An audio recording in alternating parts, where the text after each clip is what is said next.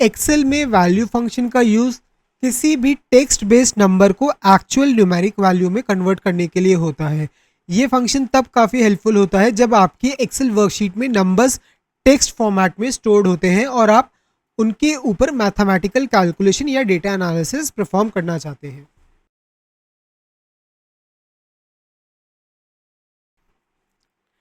Excel में value function का use किसी भी टेक्स्ट बेस्ड नंबर को एक्चुअल न्यूमेरिक वैल्यू में कन्वर्ट करने के लिए होता है। ये चीज़ तो हमने पढ़ ली। अब हम अगर इसके सिंटेक्स के बारे में बात करें तो इसका सिंटेक्स काफ़ी सिंपल होता है। इसके अंदर सिर्फ एक ही आर्ग्यूमेंट होता है, टेक्स्ट आर्ग्यूमेंट।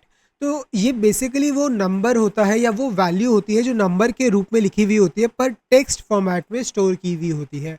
ये फंक्शन इसे नंबर फॉर्मेट में कन्वर्ट करता है ताकि आप इस वैल्यू के ऊपर मैथमेटिकल कैलकुलेशन या डेटा एनालिसिस कर सकें।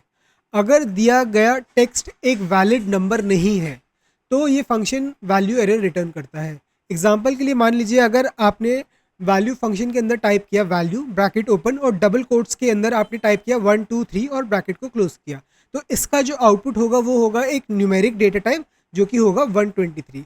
लेकिन अगर आपने कहीं पे वैल्यू फंक्शन के अंदर कोई टेक्स्ट सप्लाई कर दिया, जैसे कि वैल्यू आपने लिखा ब्रैकेट को ओपन करा और डबल कोट्स के अंदर आपने एग्जाम्पल के तौर पे मान लीजिए ABC लिखा, तो इस केस में ये फंक्शन वैल्यू एरर रिटर्न करेगा क्योंकि ये ABC को जो वैल्यू है टेक्स्ट वैल्यू है इसको न्यूमेरिक डेटा टाइप में कन्वर्ट नहीं कर पाएगा।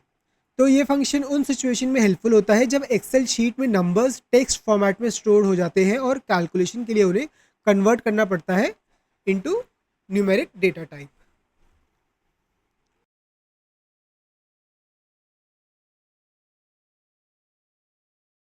तो चलिए, जो बातें अभी हमने थ्योरेटिकली पढ़ी है अब इनको हम एक प्रैक्टिकल एग्जांपल की मदद से भी समझते हैं। यहाँ पे हमारे पास एक डेटा सेट है जिसके अंदर हमारे पास कुछ वैल्यूज़ हैं, जिसमें से कुछ वैल्यूज़ न्यूमेरिक डेटा टाइप को बिलोंग करती है और कुछ वैल्यूज़ टेक्स्ट डेटा टाइप को बिलोंग करती है, जैसे कि कीवी और ग्रेप्स।